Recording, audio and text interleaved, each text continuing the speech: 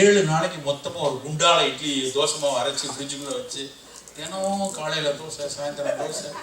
இந்திய பெண்கள் எல்லாரும் நீ என்னம்மா பண்ணியிருக்க? 1,67,000 தோசை விட்டுருங்க சார் இது வரைக்கும் என் வாழ்க்கையில். அப்படி நம்ம எங்கே வேணாம், நம்ம வந்து காலையில் கொஞ்சம் சுண்டல், கொஞ்சம் ஸ்ப்ரவுட்டு, கொஞ்சம் வந்து சூப்பு, ஸ்மூதி, கொஞ்சம் பாதாம் பருப்பு, கொஞ்சம் நிலக்கடலை அப்படி எடுத்துக்குவோம். வாரத்துக்கு ஒரு நாள் நம்ம எல்லாரும் சாப்பிட்றப்போ ஒரு தோசையோ இட்லியோ சாப்பிடலாம். குழந்தைகளுக்கு இட்லி தோசை எந்த விதத்துலையும் பிரச்சனை கிடையாது, நிச்சயமாக சாப்பிடலாம். 40களுக்கு மேலே கொஞ்சம் அளவுக்கு அதிகம் சாப்பிடக்கூடாது. அப்படி உணவு இருக்கணும். அதுலேயும் வந்து நல்ல நம்ம ஊர் சிறுதானியங்கள், நல்ல மாப்பிள்ளை சம்பால தோசையே விளைவிலேன்னு இருக்கணும். ஏன் இட்லியே வந்து வெள்ளையாக இருக்கணும்? கருப்பாக இருந்தால் என்ன பண்ணுது? நம்ம நல்ல கருப்பு தொலி உளுந்த போட்டு மாப்பிள்ளை சம்பா வச்சா கிரே கலரில் இருக்கும். அதுதான் அப்படிதான் இருந்துச்சு ஒரு காலத்தில். ஏதாவது பழைய இலக்கியங்களில் வெள்ளை விளையாடின இட்லி, மல்லிகைப்பூ மாதிரி இட்லி அப்படி ஏதாவது போட்டிருக்காங்களா? எங்கேயும் இல்லை. ஆனால் நடுவில் அப்படி ஒரு வெள்ளை வியாதி நமக்கு வந்துருச்சு. எதை எடுத்தாலும் வெள்ளையாக இருந்தால் வெள்ளையாக இருக்கும், போய் சொல்ல மாட்டான் அப்படிலாம் போடாது. அப்படிலாம் கிடையாது. நல்ல கருமை நிறத்தில், சாம்பல் நிறத்தில் இருக்கக்கூடிய அந்த சத்துக்கள் உள்ள உணவை நம்ம வந்து நம்மளும் எடுக்கணும், நம்ம குழந்தைகளுக்கும் அப்படி பழக்கணும். நிறைய சின்ன பிள்ளைங்க வந்து அழுக்கு அப்படின்னு பார்வையை மாற்றிட்டு, அது யாருன்னா ஊடகங்கள் பண்ணது. ஜேர்ம்ஸ் பிளாக்காக இருக்கு பத்தியா, அதனால அவன் கருப்பாக இருந்தாலே கிட்டே வரமாட்டேங்க. அது சமூகத்திலேயே பல பிரச்சனையும் உண்டாக்குது, அது வேற விஷயம். ஆனால் கருமைங்கிறது நம்ம உடலுக்கான ஒரு விஷயம். நல்ல விஷயம்லாம் அப்படி தாண்டா இருக்கும். நல்ல சிவப்பு கலரில் இருக்கக்கூடிய அரிசி, பழுப்பு நிறத்தில் இருக்கக்கூடிய அரிசி, அது நமக்கு நல்லதுங்கிற ஒரு விஷயத்தை குழந்தை பருவத்திலேருந்தே கொண்டு வரும். இட்ஸ் a பிக் சேலஞ்ச் தான். ஏன்னா ஒரு பக்கம் ஊடகங்கள் வேற மாதிரி நமக்கு சொல்லிக்கிட்டே இருக்கு. நாம் அதை எது சொல்லுமோ அந்த பிள்ளைக்கு ஒரு கன்ஃபியூஸ்டு மைண்ட், அண்ட் அது ஒரு ஸ்ட்ரெஸ்ஸாக மாறுது. ஆனால் நம்ம தாய் தந்தையோட கடமை அது இல்லைப்பா, நல்ல உணவை நம்ம சாப்பிட்டு பழகணும் அப்படின்னு கொஞ்சம் கொஞ்சமாக நம்ம மாற்றிக்கிறோம். காலை உணவு எப்படி இருக்குன்னா, மதிய உணவு சோறு ரொம்ப குறைவாக இருக்கும். மலை மாதிரி குமிச்சு போட்டு அது மேலே குழம்பு ஐந்தறிவு மாதிரி வெளியே விட்டு கவனமாக உருட்டி அதெல்லாம் வேணாம். பல பேர் வந்து வீட்டுக்கு சாப்பிட போனான்னா மறுசாதம் அப்படின்னு சொல்லி வாங்கலைன்னா கோச்சிப்பாங்க. என்னங்க ஒரே இதில் இருந்துச்சு போயிட்டீங்க, அடுத்து சோறு போடலையா அப்படின்னு. அடுத்து தயவுசெய்து சோறு போடாது, ஒரு தடவை போட்டால் போதும். அந்த சோறுலேயே சாம்பாரோ ரசமோ எடுத்துக்கலாம்.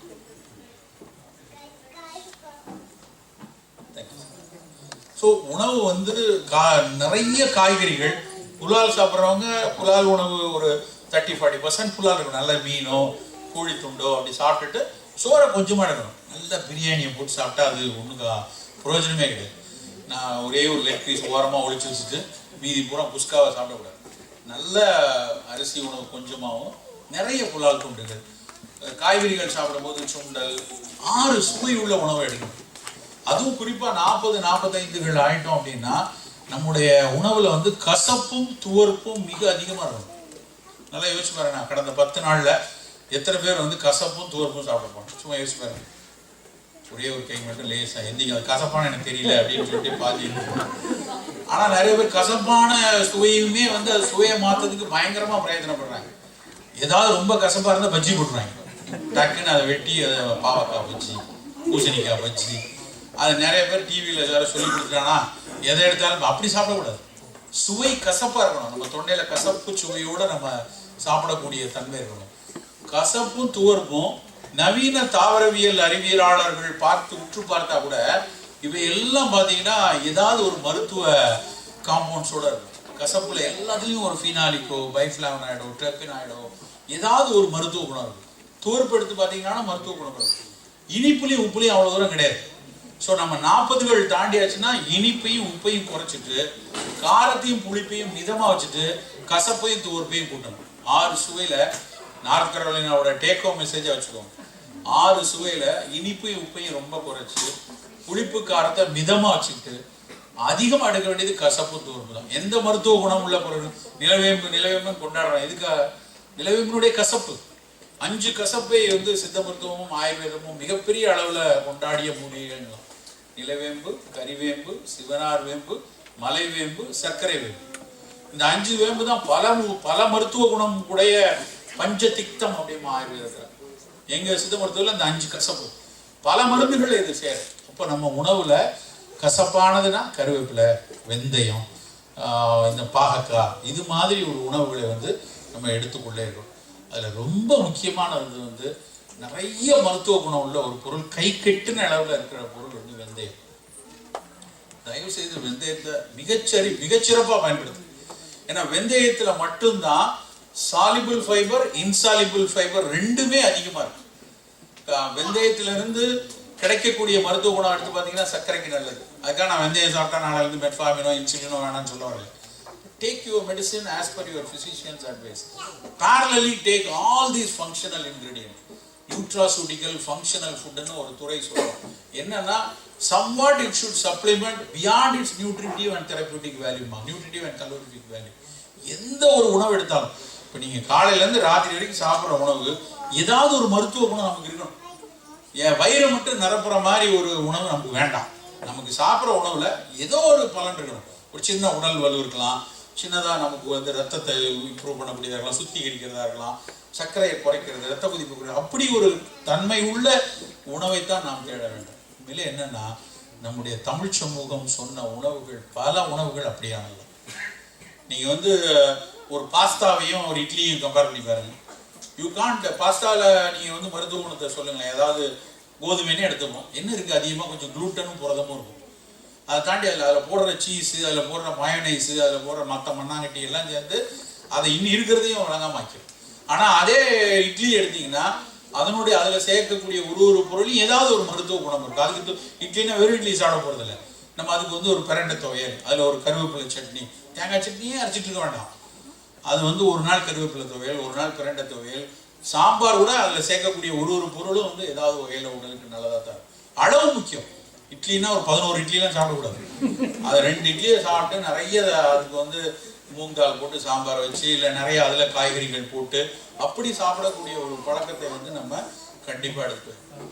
மதிய உணவுக்கு அப்புறம் இரவு உணவை பொறுத்த வரைக்கும் ரொம்ப முக்கியமாக சொல்றது என்ன அப்படின்னா வந்து இன்டர்மீடியன்ட் ஃபாஸ்டிங் இன்னைக்கு உலகம் முழுக்க பிரசித்தி பெற்றது. அது வேற எந்த உணவு முறையும் கிடையாது, தமிழனுடைய உணவு முறை தான். தமிழ் சமூகம் நெடுங்காலமாக காலையில அந்தி சந்திப்பாங்க. காலையில விடிஞ்ச உடனே ஒரு சாப்பாடு சாப்பிட்டாங்க, சாயந்தரம் அடைஞ்ச உடனே சாப்பிட்டாங்க. அது வேற யாரும் சாப்பாடும் கிடையாது, சமணர்களுடைய உணவு முறை. நம்ம தமிழ் உணவு சாப்பிட்ற பல உணவுகள் வந்து சமணர்கள் நமக்கு கற்றுக் கொடுத்தது. சமணர் தான் தமிழனுடைய அறிவு சமூகத்தை மிகப்பெரிய அளவில் உயர்த்துறாங்கன்னு நம்ம எடுத்துக்கலாம். திருவள்ளுவருடைய பல குறள்கள் வந்து சமணத்தினுடைய குரல் தான். அவர் தான் முதல்ல புலாருண்ணாமையும் கல்லுண்ணாமையும் வலியுறுத்தி பேசுறாரு. ஏன் கல்லை வந்து கொண்டாடிய சமூகம் தான், ஆனால் வள்ளுவர் வந்து வேண்டான்னு வர்றாரு. ஏன்டா வேணாம்ப்பா, அது நல்ல உணவாக தான் இருக்குன்னு தெரியும். அந்த காலகட்டத்தில் அந்த சம காலகட்டத்தில் இருக்கக்கூடிய பல அரசுகள் சமூகங்கள் எல்லாமே கல் வந்து குடிச்சிட்டு இருந்த நேரம். அப்போ அவர் வந்து வேணாம் அப்படிங்கிறாரு. ஏன் வேண்டாங்கிறாருன்னா இல்லைப்பா, அது மனதையும் செம்மைப்படுத்தலை, மனதையும் வந்து சீரழிக்கிறது. மனதை சீரழிக்கிற ஒரு விஷயம் உடலுக்கு என்ன குளிர்ச்சி கொடுத்தாலும் அது தேவையில்லைன்னு ஒரு முடிவு எடுக்கிறாங்க. ஸோ அப்படி ஒரு நம்ம உணவை செம்மைப்படுத்திய சமூகம் சொன்னது என்ன அப்படின்னா 2 வேளை உணவு. காலையில் 9 மணி 9:30 மணிக்கு ஒரு பிரேக்ஃபாஸ்ட், சாயந்தரம் 5:30 மணிக்கு டின்னர் எடுத்தோம், 6 மணி 6:30 மணி அதிகபட்சம் போனால் 6:30. ஆனால் இங்கே நடக்கிறது என்னன்னா ராத்திரி சாப்பாடை தான் கட்டுன்னு கட்டுறாங்க. ராத்திரி தான் ஹோட்டலில் போய் நிற்கிறோம். ராத்திரி 11 மணிக்கு சனிக்கிழமையெல்லாம் பார்த்தீங்கன்னா சென்னையில் அண்ணா நகரில் ஒரு ஹோட்டலில் கூட கார் பார்க் பண்ண முடியாது. எதுவும் அந்த அம்மன் கோயிலில் கூழுக்கிற மாதிரி கும்பல் உட்காந்து கட்டுன்னு 11 மணி வரைக்கும் சாப்பிட்டு அப்புறம் அப்படியே வண்டி எடுத்துகிட்டு போய் எங்கேயாவது ஒரு ஐஸ்கிரீம் 12:30 மணிக்கு 1 மணிக்கு ஐஸ்கிரீம் சாப்பிட்டா தான் அது வந்து ஏதோ ஒரு பெரிய ஒரு குலப்பழக்கம் மாதிரி ஆகிப்போச்சு எல்லாரும். 1 மணிக்கு ஐஸ்கிரீம் சாப்பிட்டு வீட்டுக்கு போனால் கண்டிப்பாக அவனுக்கு ஒரு 1800 கலோரி ஏறிடும் அந்த ஒரு 2-3 மணி நேரத்தில். இது வாரம் நடக்குதுன்னு வைங்க, வாரம் அவனுக்கு மைக்ரோவாஸ்குலர் டேமேஜஸ் நடந்துகிட்டே தான். வாரம் நடக்கிற மைக்ரோவாஸ்குலர் டேமேஜஸ்ல என்னைக்கோ 10 வருஷம் கழிச்சு சொக்கலிங்கம் சார்ட்ட ஓபிக்கில் டோக்கன் போட்டிருப்பாங்க.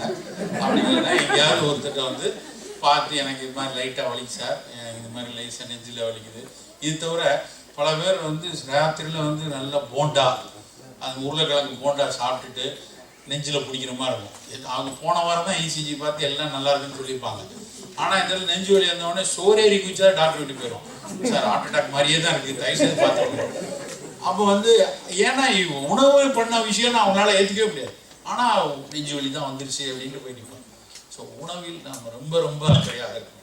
அந்த உணவில் காட்டக்கூடிய அக்கறை மட்டும்தான் நம்மளை வந்து அடுத்த கட்ட நோய்கள் வராமல் நம்மை பாதுகாக்கிறது.